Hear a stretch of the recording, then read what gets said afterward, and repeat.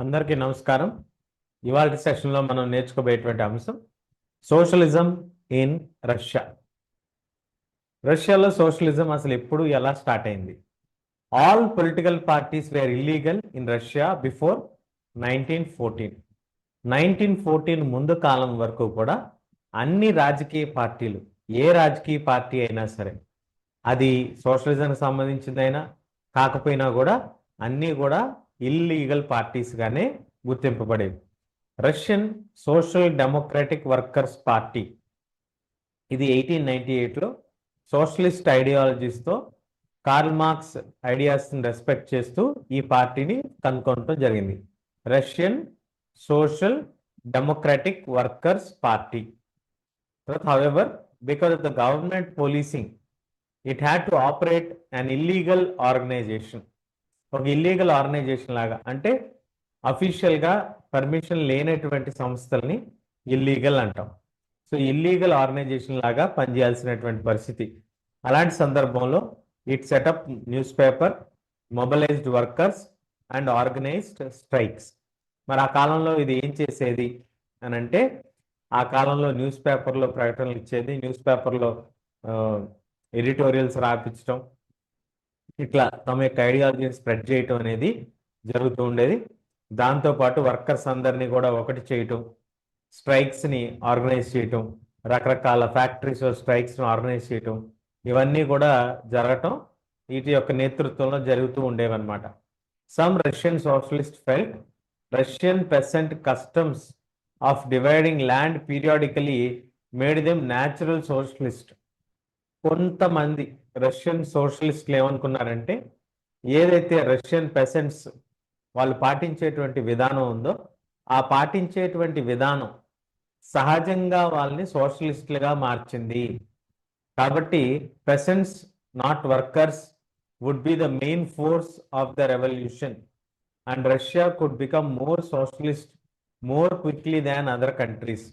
అందుకే వాళ్ళు ఏమనుకున్నారంటే, వర్కర్స్ మీద కంటే కూడా పెసెంట్స్ మీద కనుక మనం ఎక్కువ ఫోకస్ చేయగలిగితే, మెయిన్ ఫోర్స్ కింద కనుక మనం వాడుకోగలిగితే, Russia could be socialist fast, quicker, త్వరగా అవుతుంది అనేటువంటి ఆలోచన కలిగి ఉన్నారు అప్పటికి. Socialist were active in the countryside during the late 19th century. 19th century చివరి కల్లా, అంటే 1890-95 ఆ దశకంలో కల్లా మనకి సోషలిస్టులు గ్రామీణ స్థాయిలో బాగా చురుకుగా ఉన్నారు. They formed socialist revolutionary party in 1900. ఇప్పుడుకి మనకి రెండు రాజకీయ పార్టీలు వచ్చాయి. ఒకటి సోషలిస్ట్ డెమోక్రటిక్ వర్కర్స్ పార్టీ, రెండవది socialist revolutionary party. The party struggled for peasants rights and demanded that land belonging to the nobles to be transfer to peasants. ఈ socialist revolutionary party ఏదైతే ఉందో, ఇది 1900లో స్థాపించబడినటువంటి పార్టీ. ముఖ్యంగా దాని నినాదం ఏంటంటే, ఏదైతే నోబుల్స్కి ఇచ్చినటువంటి భూములు ఉన్నాయో ఆ భూములు పెసెంట్స్కి ఇవ్వాలి అనేటువంటి నినాదాన్ని వాళ్ళు ముందు పెట్టేవాళ్ళు అనమాట. ఆ ఐడియాలజీని వాళ్ళు స్ప్రెడ్ చేసేవాళ్ళు. సహజంగా పెసెంట్స్లో దీని పట్ల మక్కువ ఎక్కువగా ఉండేది, ఎందుకంటే వాళ్ళు కోరుకునేది కూడా ఇదే కాబట్టి ఈ పార్టీ పట్ల ఆసక్తి చూపిస్తూ ఉండేవాళ్ళు. Social democrats disagreed with social revolutionaries about peasants. Social democratic party వాళ్ళు, సోషల్ రెవల్యూషనరీ పార్టీ వాళ్ళ మధ్య మెయిన్ డిసగ్రిమెంట్ ఏముండేది అంటే, పెసెంట్స్ న్యాచురల్ సోషలిస్ట్ అనేటువంటి వాదనకి వాళ్ళు వ్యతిరేకంగా ఉండేవాళ్ళు. Lenin felt peasants were not one united group. Some were poor, others rich, some worked as laborers while others were capitalists who employed workers. Given this differentiation within them, they could not be part of the socialist movement. Lenin ఏమని ఆలోచన చేశాడంటే, ఈ యొక్క రైతులు ఎవరైతే ఉన్నారో ఈ రైతులందరూ కూడా ఒక సంఘటిత శక్తిగా లేరు. వీళ్ళలో చాలామంది పేదవాళ్ళు ఉన్నారు, ధనవంతులు ఉన్నారు, లేబర్ పనిచేసే వాళ్ళు ఉన్నారు, అలాగే క్యాపిటలిస్ట్ విధానంగా, అంటే వేరే వాళ్ళని వీళ్ళ కింద పనికి పెట్టుకొని వాళ్ళతో పని చేయించుకునేటువంటి అలవాటు ఉన్నటువంటి వాళ్ళు కూడా ఉన్నారు. కాబట్టి ఇలా రకరకాలైనటువంటి వ్యత్యాసం కలిగినటువంటి ఈ రైతులందరినీ కూడా మనం ఉద్యమంలో భాగం చేసుకోవటం, వీళ్ళందరూ ఒకటిగా లేరు కాబట్టి ఉద్యమంలో భాగం చేసుకోవటం అంత మంచి ఆలోచన కాదు అనేటువంటిది లెనిన్ యొక్క ఆలోచన. The party was divided over the strategy of organisation. అప్పట్లో పార్టీలో కూడా ఐక్యత లేదు. Lenin led the Bolshevik group thought that in a repressive society like Tsarist Russia, party should be disciplined and should control the number and quality of its members. Lenin ఒక వర్గం అంటే పార్టీలో కూడా ఐక్యత లేదు, రెండు వర్గాలుగా ఉండేది. ఒక వర్గం ఏంటంటే ఇలాంటి రష్యా ఏదైతే రాజు పరిపాలనలో ఉన్నటువంటి రష్యాలో డిసిప్లిన్డ్గా ఉండాలి, నంబర్ తక్కువగా ఉండాలి, మెంబర్స్ని కూడా మంచి మెంబర్స్ని తీసుకోవాలి అనేటువంటి ఆలోచన కలిగినటువంటి ఒక శాఖని బోల్షివిక్ గ్రూప్ అంటాం. ఆ శాఖకి లెనిన్ నాయకత్వం వహిస్తే మరొక శాఖ ఉన్నటువంటి మెన్షివిక్స్, ఈ శాఖకి మరి జోసెఫ్ కెరెన్స్కీ నాయకత్వం వహించేవాడు. ఇందులో అందరూ సభ్యులుగా ఉండొచ్చు.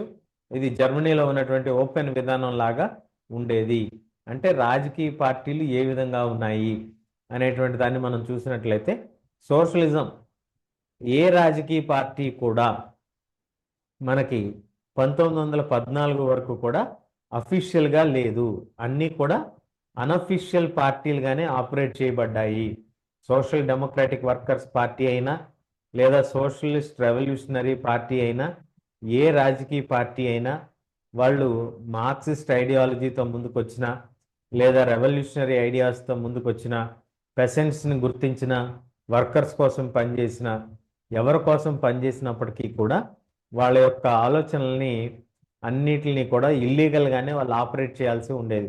ఇందులో ముఖ్యంగా లెనిన్ మనకి తర్వాత చాలా ప్రధానమైనటువంటి పాత్ర పోషించబోయేటువంటి లెనిన్ తన యొక్క ఆలోచన విధానంలో పెసెంట్స్ అంతా కూడా ఒకటిగా లేరు, పెసెంట్స్ అంతా కూడా అనేక వర్గాలుగా విడిపోయి ఉన్నారు. ధనవంతులుగా, పేదవారిగా, అలాగే లేబర్ చేసే వాళ్ళుగా, లేబర్ని చేయించుకునే వాళ్ళుగా, ఇట్లా రకరకాలుగా విడిపోయినటువంటి సందర్భం మనకి ఇక్కడ కనిపిస్తుంది. కాబట్టి వాళ్ళని కలుపుకోవటంలో మనకి ఉద్యమంలో పెద్దగా మనకి ఉపయోగపడదు అనేటువంటి ఆలోచన కూడా మనకు కనిపిస్తుంది. అలాగే లెనిన్ ఉన్నటువంటి శాఖ ఉన్నటువంటి సోషలిస్ట్ పార్టీలో కూడా విభేదాలు ఉన్నాయి. ఆ పార్టీ కూడా సోషలిస్ట్ పార్టీ కూడా రెండుగా విడిపోయింది. ఒకటి లెనిన్ లెనిన్ లీడర్షిప్ వహిస్తున్నటువంటి పార్టీ, దీన్ని బోల్షివిక్స్ అంటాం. మరొక పార్టీ లేదా మరొక వర్గం మెన్షివిక్స్ అనేటువంటిది మనకు కనిపిస్తూ ఉంటుంది.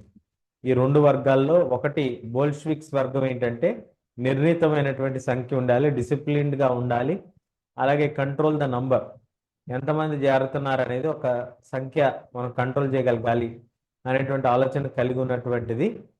మెన్షివిక్స్ అనేటువంటిది ఏంటంటే జర్మనీలో ఉన్నటువంటి విధానం లాంటిది.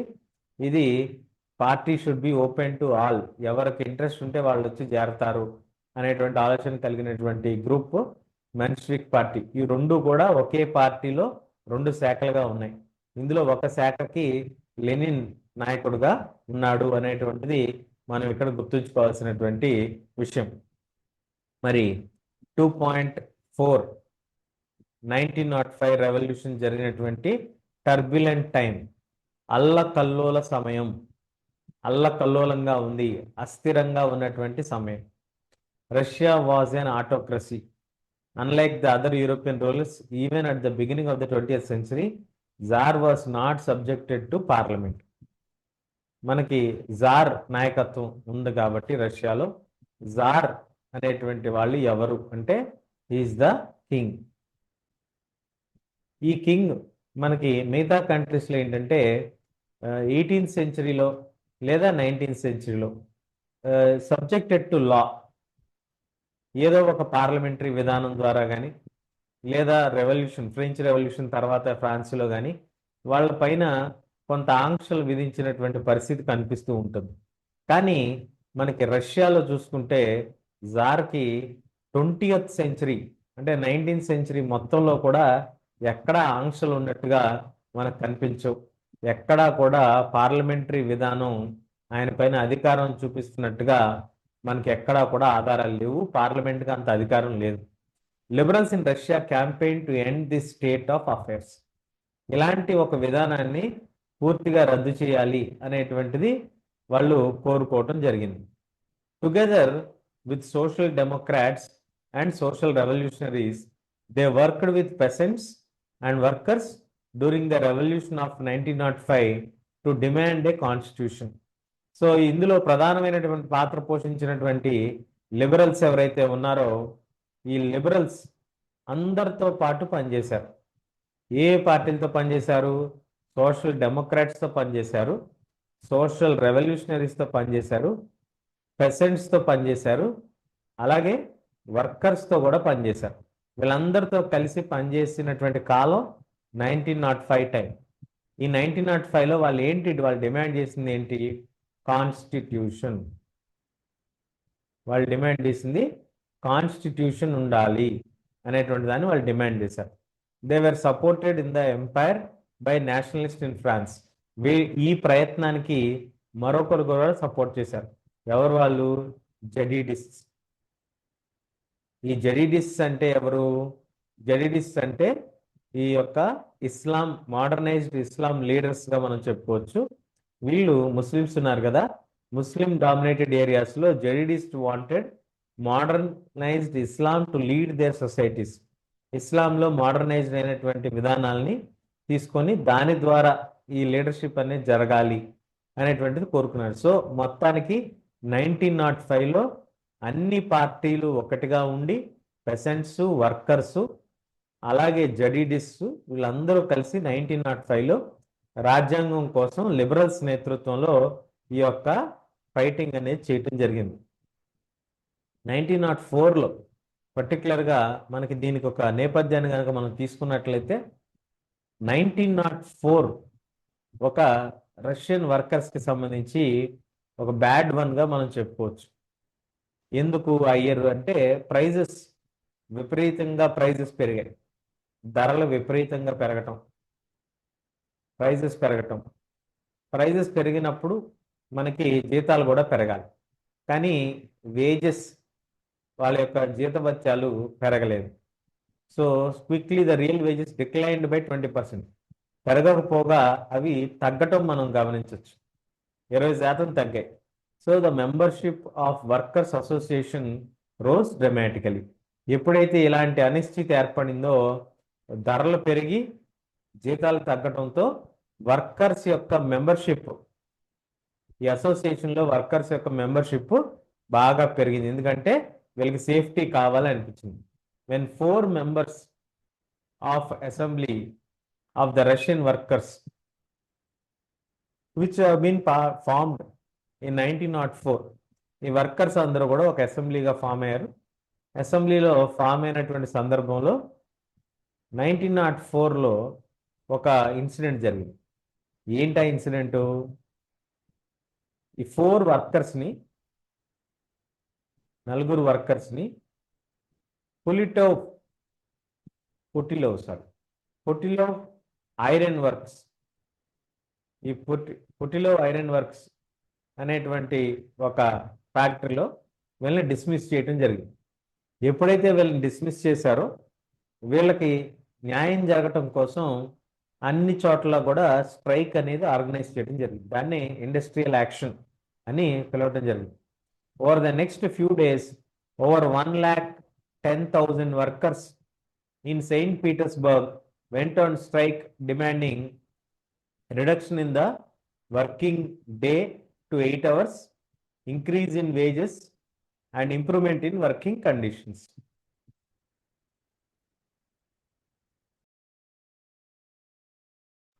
ఎప్పుడైతే ఈ స్ట్రైక్ నడిచిందో దాదాపుగా 1,10,000 వర్కర్స్ ఒకటిగా చేరి అందరూ కూడా స్ట్రైక్లో పాల్గొన్నారు.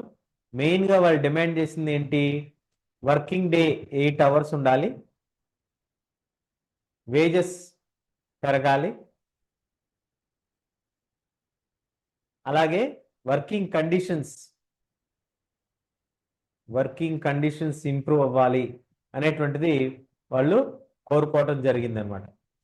When the possession of workers led by Father Gapon, ఇది ఈ విధంగా జరుగుతున్నటువంటి సందర్భంలో ఫాదర్ గపాన్ అనేటువంటి అతను దగ్గర వర్కర్స్ అందరూ కూడా ఒక గ్రూప్గా ఏర్పడి వాళ్ళందరూ వింటర్ ప్యాలెస్లో, అంటే జనవరి ఆ టైంలో వింటర్ ప్యాలెస్లో వెళ్ళినటువంటి సందర్భంలో వీళ్ళందరూ ఒక గుంపుగా ఒక ర్యాలీగా వెళ్ళినటువంటి సందర్భంలో పోలీసులు, కొసాక్స్, అక్కడ ఉన్నటువంటి గార్డ్స్ వీళ్ళందరూ వీడిపై దాడి చేయడంతో దాదాపుగా 100 మంది వర్కర్స్ చనిపోయారు, 300 మంది గాయపడ్డారు. ఎప్పుడైతే ఈ ఫాదర్ గొప్పన్ పొసెషన్ ర్యాలీ తీసారో ఆ ర్యాలీలో వర్కర్స్ అందరూ పాల్గొన్న వాళ్ళు దాదాపుగా 100 మంది 100 పీపుల్ చనిపోయారు, కిల్డ్, 300 పీపుల్ wounded.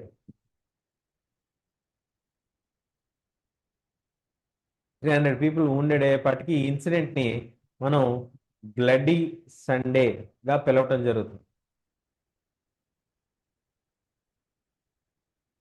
బ్లడీ సండేగా ఈ ఇన్సిడెంట్ని పిలవటం జరుగుతుంది. ఈ ఇన్సిడెంట్ జరిగిన తర్వాత series of events that became known as 1905 revolution, ఈ తర్వాత క్రమంలో జరిగినటువంటి పరిణామాలన్నిటిని కూడా మనం ఈ 1905 రెవల్యూషన్గా మనం పిలవటం జరుగుతుంది. Strikes took place all over the country and universities close down, student bodies staged వాకౌట్స్.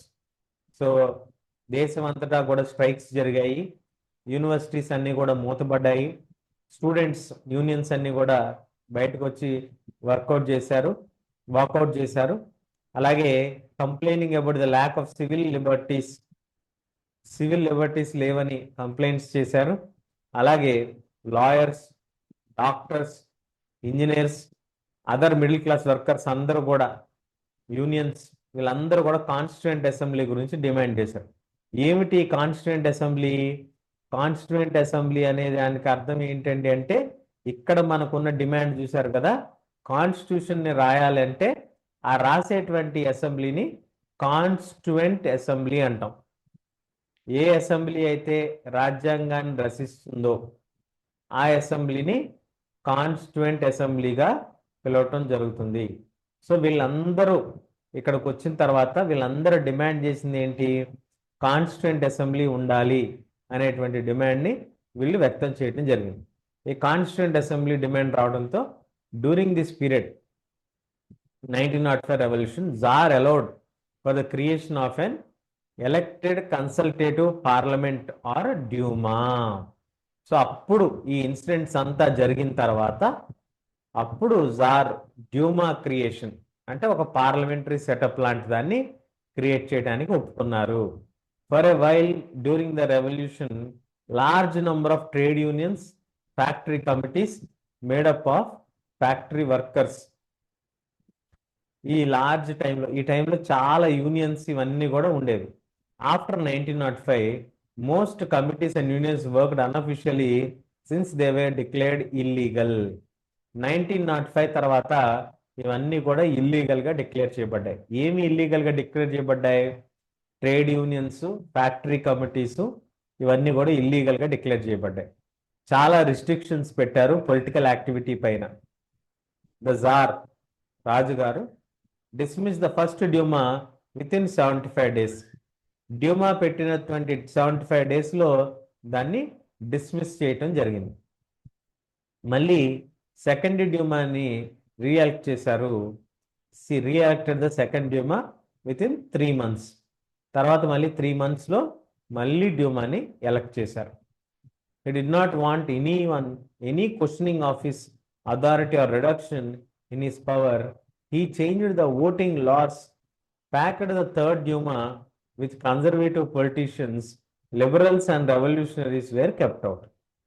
మూడోసారి ఏం చేశారంటే, ఎవరు కూడా తన యొక్క అధికారాన్ని క్వశ్చన్ చేయకూడదు అనేటువంటి ఉద్దేశంతో జార్ తన యొక్క అనుయాయులు అందరూ కూడా పార్లమెంట్లో ఉండేటట్టుగా, ఎవరైతే సాంప్రదాయవాదులు ఉంటారో వాళ్ళందరినీ కూడా తీసుకొచ్చి వాళ్ళు మాత్రమే ఎన్నుకోబడేటట్టుగా మూడవ డ్యూమాలో, ఇది ఫస్ట్ డ్యూమా, సెకండ్ డ్యూమా, ఈ రెండిటిని తీసేసి థర్డ్ డ్యూమాలో వీళ్ళని కన్జర్వేటివ్ పొలిటీషియన్స్ మాత్రమే వచ్చేటట్టుగా లిబరల్స్ని, రాడికల్స్ని, రెవల్యూషనరీస్ని అందరినీ బయట పెట్టి థర్డ్ డ్యూమాలో కేవలం తనని సపోర్ట్ చేసేవాళ్ళు, ఎవరో తనని ప్రశ్నించినటువంటి వాళ్ళు మాత్రమే ఎన్నుకొని తీసుకొని వచ్చి పెట్టేటువంటి విధంగా ఓటింగ్ యొక్క చట్టాలని మార్చినటువంటి విధానం మనకి ఇక్కడ కనిపిస్తూ ఉంటుంది.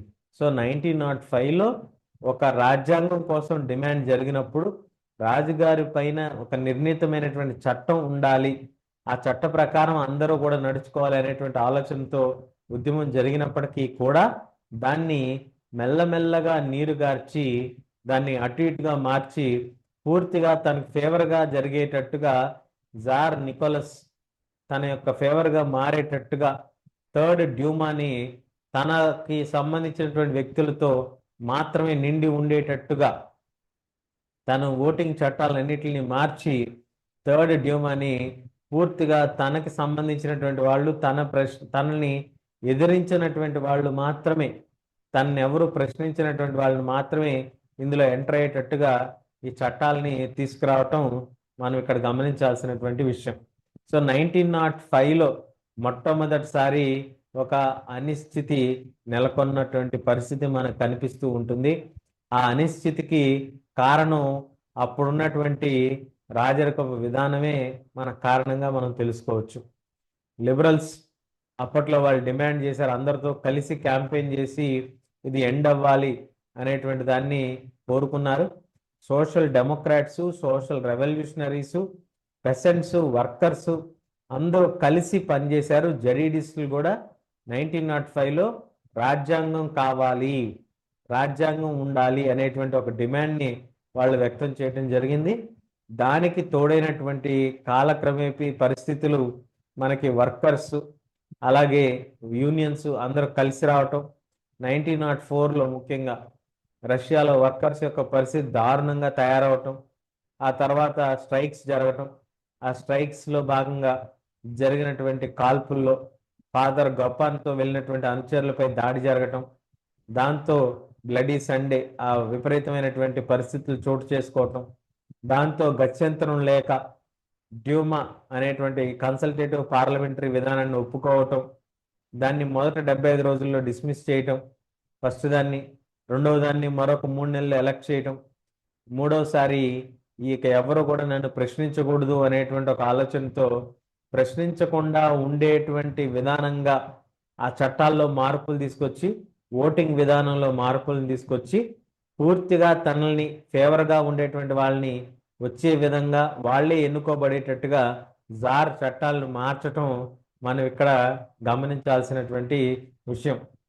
ఇంకా మన ఛానల్ని ఎవరన్నా సబ్స్క్రైబ్ చేసుకున్న వాళ్ళు ఉంటే దయచేసి సబ్స్క్రైబ్ చేసుకోవాల్సిందిగా మనవి.